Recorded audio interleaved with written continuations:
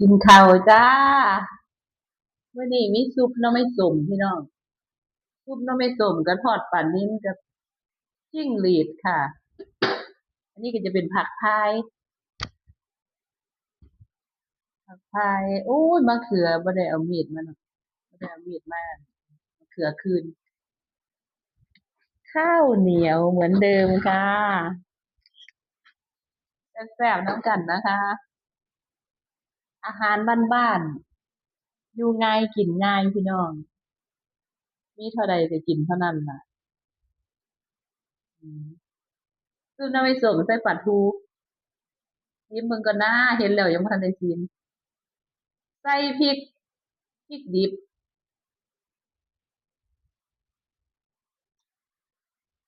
อืมนัว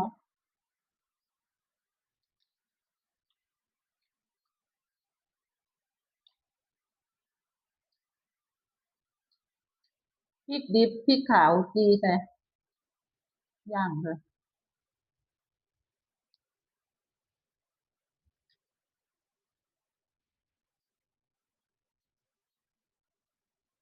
จิ้งหรีดขั่ว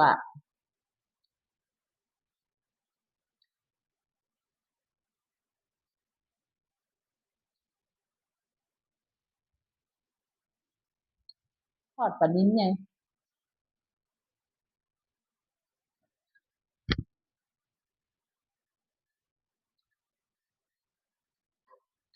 แซ่บปลานิ้นมาใหม่ๆผักพายกินกับหยังก็แซ่บเด้อส้มตำก็แซ่บซุปหน่อไม้ก็แซ่บซุปหน่อไม้ส้มก็แซ่บผักพายใส่ดิบๆเลย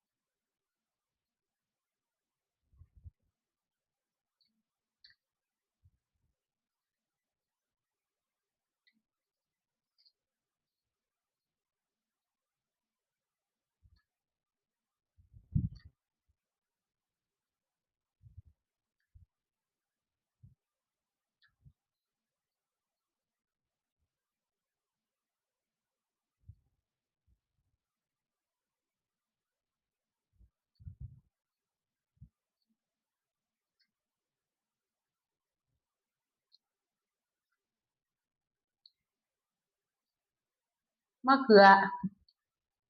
อคืนกับซุปหน่อไม้ส้ม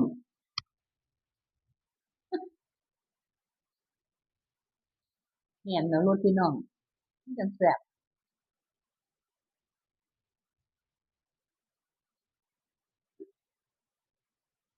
แซ่บสุดยอด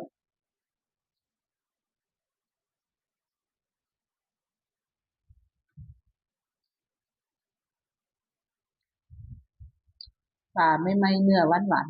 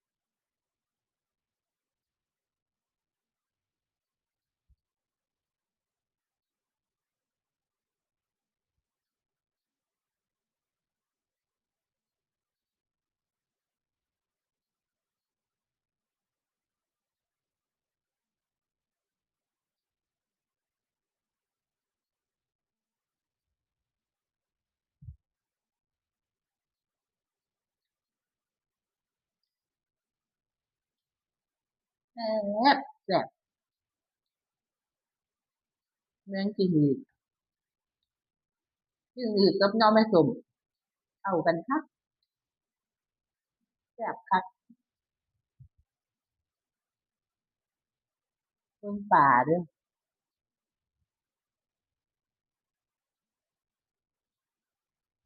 ปลาตัวเบ้อเร่อเลย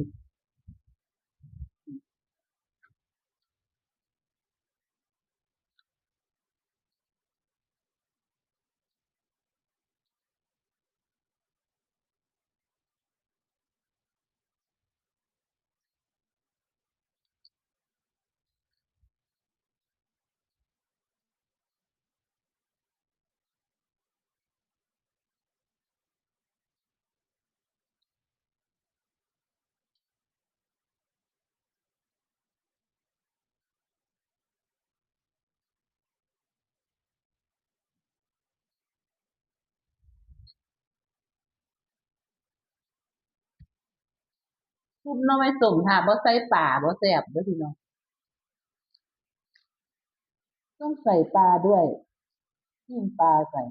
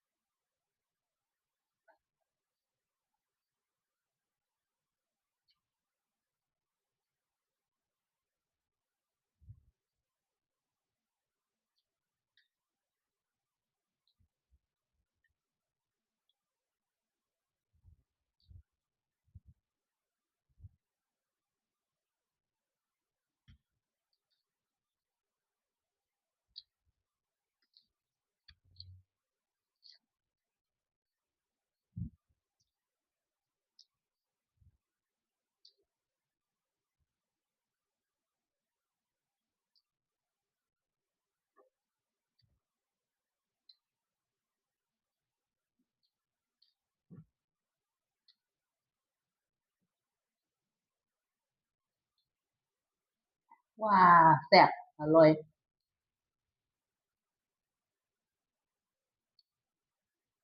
คำใหญ่ๆไปเลย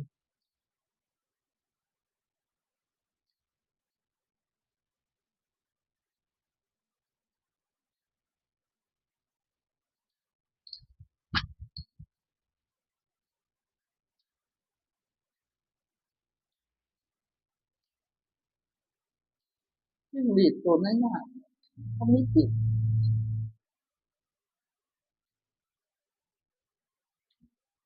ยังบ่ไข่สัตว์ตาเบิดเป็นตัว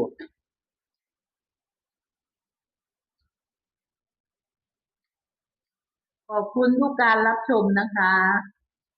คลิปหน้าเจอกันใหม่ค่ะ